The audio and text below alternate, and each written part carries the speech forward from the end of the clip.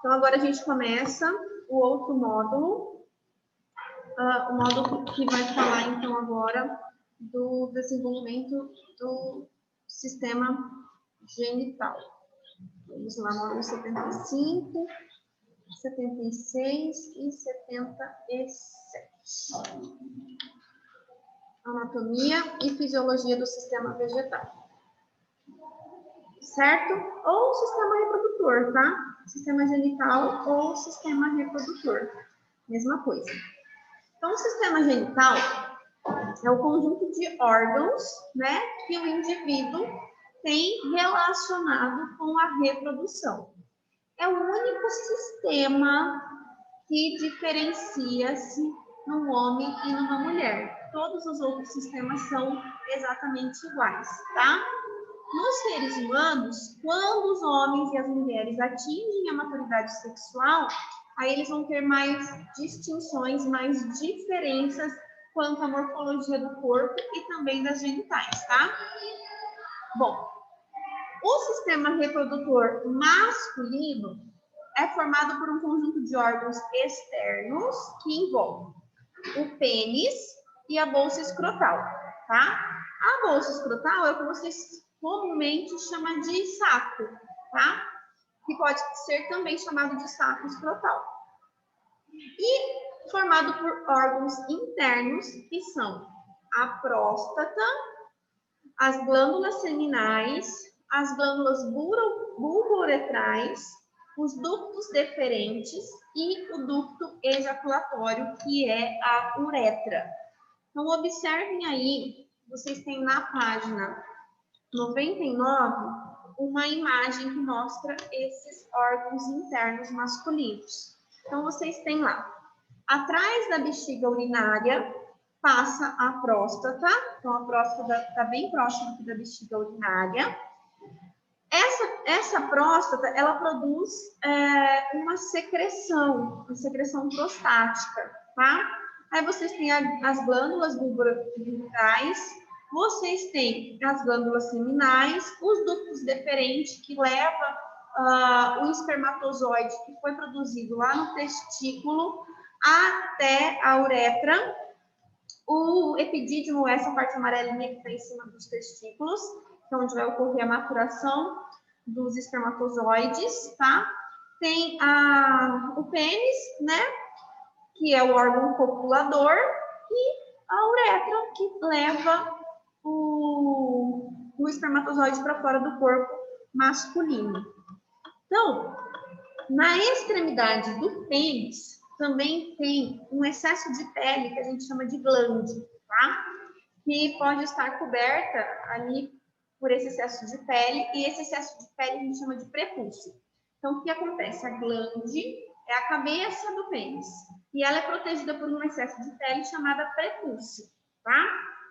Essa pele retrátil tem função de produzir uma lubrificação natural do pênis e proteger a glande, que é uma estrutura muito sensível no homem, tá? Na glande tem um orifício do finalzinho da uretra, né? Então, no sistema genital masculino tem só um orifício, no caso das mulheres tem 2, tá? E esse canal pertence tanto para o sistema urinário como para o sistema reprodutor. Então, a uretra faz comunicação com a bexiga urinária, assim como faz comunicação com os canais deferentes lá do sistema reprodutor masculino, tá? Tranquilo? A bolsa escrotal, ela é formada, então, por uma musculatura involuntária, tá? Que é toda recoberta por pele e que guarda os 2 testículos e os 2 epidídimos, tá? Essa musculatura, ela tem a capacidade de contração involuntária, porque é um músculo involuntário. E ela permite a movimentação constante dos testículos, tá? Esse movimento, ele está relacionado com o quê? Com a regulação térmica desses órgãos, tá? Por quê?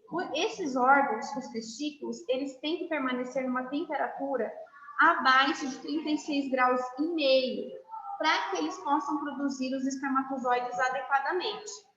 Por isso que os testículos não estão na cavidade abdominal do homem, estão fora da cavidade abdominal, porque a temperatura corporal é um pouco mais elevada. Então, eles ficam fora justamente para manter essa temperatura dentro dos 36 graus, tá? Os testículos são as gônadas masculinas. O que é isso, prof? São as estruturas responsáveis por produzir os hormônios masculinos e também os gametas, tá? Então, os testículos produzem o hormônio masculino, que é a testosterona, e também produz os espermatozoides. Como que eles são constituídos? 45 graus. Eles morrem. Eles morrem. Então, esses testículos, eles são formados por um conjunto de tubinhos bem finos, tá? Que formam como se fosse um novelo de lã. Então, eles se enovelam ali, e esses canaizinhos que formam o novelinho, eles são chamados de túbulos seminíferos, que é onde vai estar sendo produzido os espermatozoides. Cada testículo abriga milhares de túbulos seminíferos, tá? E no interior de cada um deles vai produzir milhares de espermatozoides. E como que esses espermatozoides são produzidos? Num procedimento chamado espermatogênese, que a gente vai estudar lá na frente como que acontece essa produção de espermatozoides bem certinho, tá? A espermatogênese, começa na vida embrionária, ou seja, começa ainda lá dentro da barriga da mãe. E ela vai se completar totalmente na puberdade, tá? Ela se completa como? Com o estímulo e a presença do hormônio sexual testosterona, tá? E que daí as células da parede dos túbulos seminíferos, então, vai sofrer um monte de divisão e vai produzir os espermatozoides, que são os gametas masculinos. A produção desses espermatozoides depende dos hormônios que vêm lá da hipófise, tá? Que é o hormônio folículo estimulante, que vai estimular a produção desses espermatozoides. E também um outro hormônio chamado hormônio luteinizante, que também estimula a produção do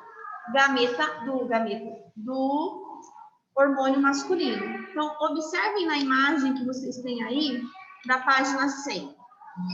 Vocês têm aí o testículo, né? E acima dele, Maria, professor.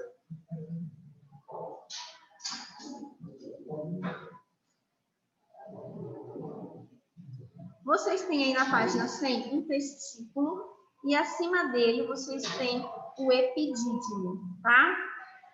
Dentro do testículo começa a produzir os espermatozoides. Aí eles vão migrar para o epidídimo, onde eles vão terminar a sua produção, onde eles vão terminar a sua maturação, tá? E aí do epidídimo eles são encaminhados pelo ducto deferente, que vai ser encaminhado para a uretra, que depois é encaminhado para fora do corpo do menino, tá? Só lembrando que o espermatozoide é uma célula, então a gente não enxerga a olho nu, tá? O espermatozoide, ele tem um monte de mitocôndrias, que são células produtoras de energia, e também tem um flagelo, que faz com que esse espermatozoide consiga nadar, consiga se locomover em meio líquido, tá? Então, quando eles são produzidos, os espermatozoides, eles seguem ali para o epidídimo, como eu disse para vocês, que são as estruturas que são formadas por um enovelamento de túbulos que ficam em cima do testículo, tá? E neles eles ficam prontinhos até ocorrer a ejaculação, tá? Nos homens, quando acontece a excitação sexual, vai ter a ereção do pênis, tá? Então, o órgão formado por tecidos especiais aí, ele tem capacidade erétil. O que acontece? acontece? Ao longo do seu comprimento ali, o pênis é formado por vários corpos cavernosos, ou seja, por vários espaços, é como se fosse uma esponja. E aí, durante a excitação sexual, essas estruturas recebem sangue. E aí, esse sangue infla esse órgão e causa a ereção, tá? Então, no clímax da excitação, vai ter a eliminação do sêmen, ou também chamado de esperma, no momento que a gente chama de ejaculação, tá? O sêmen, ele recebe cerca de 350, eita que som alto, 350 milhões de espermatozoides vindo do epidídimo, tá? Então, o menino produz cerca de 350 milhões de espermatozoides que vêm do epidídimo. 350 milhões. Que daí passa para os dois órgãos tubulares, ali pelos dois ductos deferentes, né? E esses ductos deferentes vai sair na uretra, né? E durante esse caminho que ele faz ali no epidídimo, passando pelo ducto deferente, o sêmen recebe as secreções que vêm das glândulas seminais, das glândulas bulbouretrais e da próstata, que são substâncias bem nutritivas para desenvolver o espermatozoide, para nutrir esse espermatozoide durante sua locomoção, tá? Que é um volume mais ou menos de 5 ml que é gerado, tá? Então, a cada ejaculação é liberado milhões de espermatozoides, um só é capaz de fecundar um óvulo, tá? Então, precisa de muitos prof, mas e o resto? O que acontece? O resto sai do corpo da mulher, parte sai, parte é reabsorvido pelo corpo da mulher. Se é no momento da fecundação, só um consegue penetrar no óvulo, tá? Só que o que acontece? Como tem um pH diferente, o sêmen, ele tem que atravessar o pH ácido da vagina. Então, ali na entrada já morre um monte de espermatozoide. Aí ele tem que atravessar uma regra física, que ele tem que passar por toda a vagina da mulher, tem que atravessar todo o útero da mulher, ele tem que pegar a direção certa, que são 2 tubas uterinas, tá? Então ele tem que ir para a direção certa, então metade vai para a direção errada, e ele tem que ser muito rápido, porque é só um que vai chegar no óvulo. Ah, então, isso é uma jornada grande que o espermatozoide tem que fazer para encontrar o óvulo. Certo? Dúvidas, perguntas? É uma questão de vida ou morte para a criação. É, mais ou menos isso. Posso começar a falar do sistema reprodutor feminino ou vocês têm alguma pergunta? É a turma mais quieta que eu já vi falando desse assunto.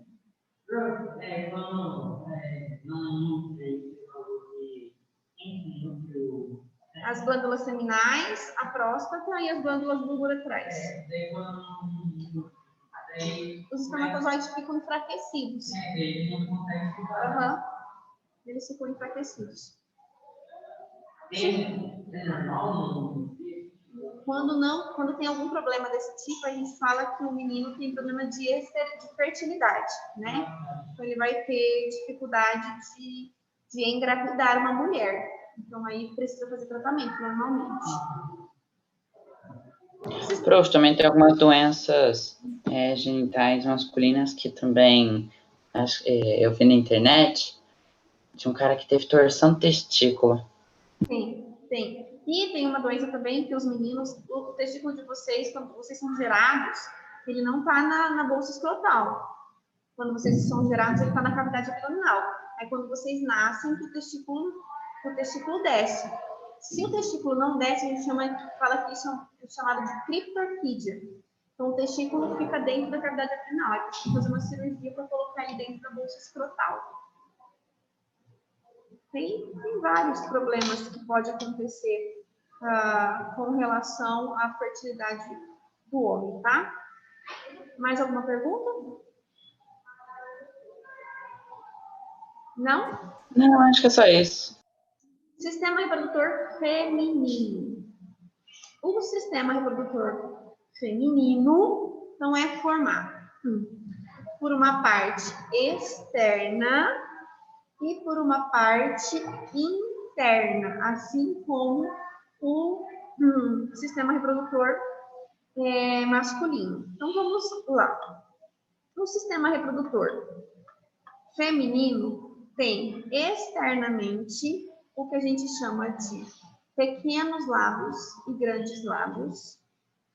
Tem o orifício da uretra, tem o orifício da vagina e tem um clitóris.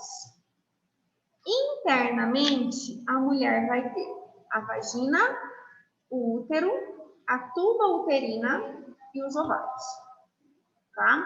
Então, isso é o que vai compor o sistema reprodutor feminino. No menino, eu falei que o pênis tem um orifício só, que é a uretra, que ele faz comunicação com o sistema excretor e com o sistema reprodutor. A menina tem 2 orifícios. Tem o orifício da vagina e tem o orifício da uretra, tá?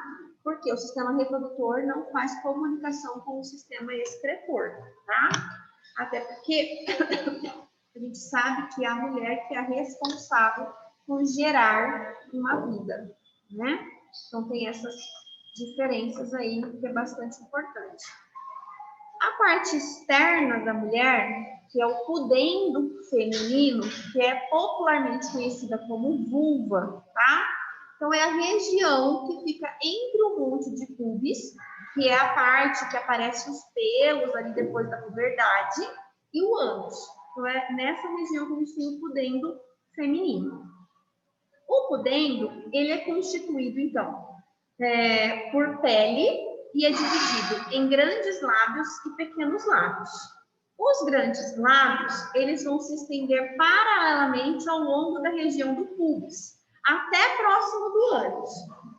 Os pequenos lábios, eles se localizam mais internamente, delimitando ali um vestíbulo vaginal, ou seja, a entrada da vagina, tá? Logo acima, a gente tem o orifício da uretra, diferentemente dos homens, pertence só ao sistema urinário, tá? E na parte superior dos lábios, dos pequenos lábios, a gente tem o clitóris, que é um órgão que tem mais ou menos 2 centímetros de comprimento, e ele é constituído também por um tecido erétil, de maneira bem parecida com o pênis masculino, tá? Então, o clitóris ele também se enche de sangue e ele incha também durante o momento de excitação sexual. Então, a gente tem essa condição durante a excitação sexual. No interior dos ovários, vai acontecer o processo de ovulogênese, que é a produção dos óvulos, né? Na tuba uterina acontece a fecundação e no útero ocorre o desenvolvimento do embrião. Se não acontece o desenvolvimento do embrião, a mulher tem a menstruação, que é a descamação do endométrio, que é a parede interna do útero, que vai fazer, que vai ocasionar um sangramento mensal na mulher. Então, todo mês a mulher tem uma menstruação quando não tem a gestação. A vagina, mais ou menos, variação hormonal, variação na taxa de hormônios, tá? A vagina da mulher é um órgão que tem mais ou menos 10 centímetros de comprimento, tá? Ela vai se prolongar até a entrada do útero, que a gente chama de colo do útero. Tanto o vestíbulo vaginal ali, a entrada da vagina, quanto a vagina, tem glândulas que produzem secreções lubrificantes. Para quê? Para que durante o ato sexual, a penetração do pênis, ocorra uma facilitação, tá? Então, essa lubrificação é importante por isso. Não.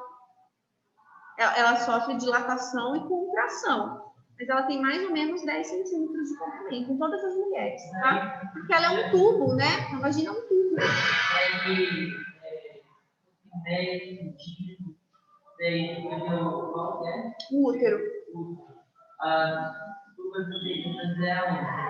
Depois do útero. Depois do útero. A vagina ela faz uma comunicação direta com o útero, tá? Que é o órgão muscular oco, que tem mais ou menos 7 centímetros. Então, o útero é bem pequenininho. Ele tem mais ou menos 7 centímetros, tá? E ele é como se fosse uma pera invertida. E aí, o que o útero tem? Tem a função de abrigar o embrião, né? Posteriormente, o feto.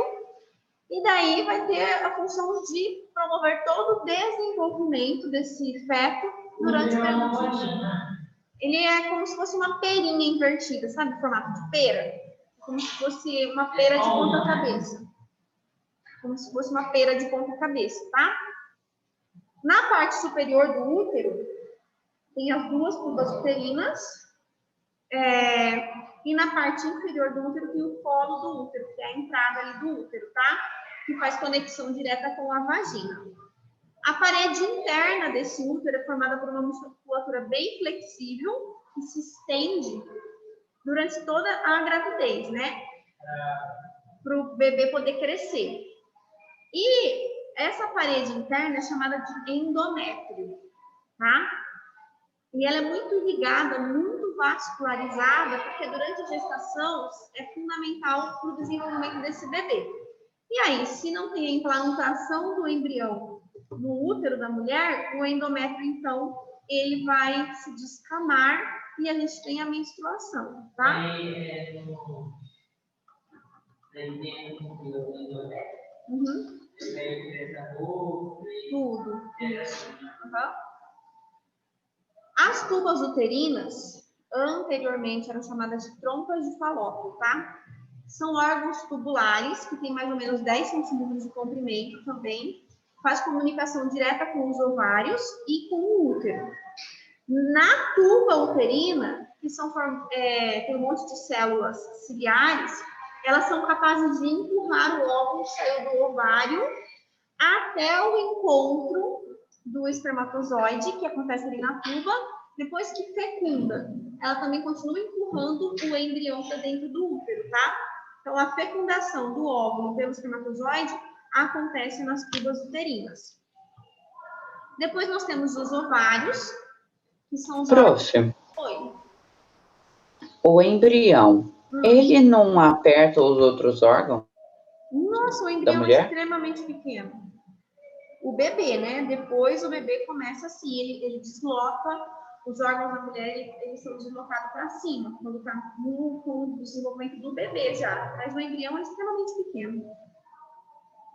Ah, tá, ok. Tá? Os ovários são órgãos abdominais, são 2, fica dentro da cavidade abdominal, tem mais ou menos 3 centímetros de comprimento, tá? Dentro do ovário são produzidos os óvulos, tá? Que são os gametas femininos, num processo que a gente chama de ovulogênese. Essa ovulogênese, ela começa por volta do 3º mês de gestação na vida intrauterina da mulher, tá? Então, as mulheres, elas já nascem com as suas células, com os seus óvulos prontos, e na puberdade, a mulher, ela libera uma célula por mês, pela ação do hormônio folículo estimulante, que daí volta a entrar em processo de divisão. Então, a mulher libera só um óvulo por mês, normalmente, tá? E aí, essas células sofrem fecundação. Quando a menina nasce, ela nasce com mais ou menos 500 mil folículos, tá? Em cada um dos seus ovários. Aí, durante sua vida reprodutiva, aproximadamente 500 deles é selecionado para fazer a ovulação, a partir da puberdade, tá? Então, a mulher inicia todo esse processo de ovulação quando ela entra na puberdade. E aí, esse folículo, ele se rompe e libera um óvulo dentro da tuba uterina. A partir do início da puberdade, tá? Quando a menina tem aí mais ou menos 9, 10, 11, 12 anos de idade, a cada 28 dias, mais ou menos, ocorre um ciclo menstrual, que é a liberação de um óvulo e normalmente ocorre com alternância de meses de um lado, ovula um mês, do outro lado, ovula no outro mês. Então, normalmente é alternado, tá? Não é sempre 28. Tem ciclos que é de 20 dias, tem ciclos que é de 20 dias. Não. E assim, ó, Arthur, tem mulher que ela é reguladinha. Tem um ciclo bem certinho de 28 dias. A cada 28 dias ela tem uma menstruação. Mas tem mulher que tem um ciclo que é de 20 dias, o próximo ciclo é de 25 dias, o próximo ciclo é de 32 dias. Então, tem mulher que tem essa variação aí. Então, tem uns calendários que ajudam bastante a acompanhar, sabe? Tem uns calendários que a gente baixa o aplicativo no celular e aí a gente consegue fazer o acompanhamento da última menstruação até a próxima menstruação. Ele ajuda bastante, tá? Mas é algo um pouco imprevisível, a não ser que a mulher tome a pílula anticoncepcional. Aí é certinho, tá? Terminou a cartelinha, ela vai ter a menstruação. Começa outra cartela. Terminou aquela cartela, ela vai ter a menstruação. Começa outra cartela. Aí é bem certinho. Perguntas? Não? Tudo ok? Tudo tranquilo? Não, tudo ok. Tá. Gente, como essa unidade ela é imensa, agora a gente vai começar o ciclo menstrual, tá? Acho que não dá tempo de eu terminar, porque já é 11h40, essa aula acaba? 45, falta 5 minutos. Então, nem vou começar a falar do ciclo menstrual, eu começo o ciclo menstrual na próxima aula. E aí vocês ficam sem tarefa hoje. Tá ok? Ok. Ok. Aí hoje vocês ficam liberados de tarefa. A tarefa vem tudo na próxima aula. Combinado? Combinado. Combinado. Tchau, tchau.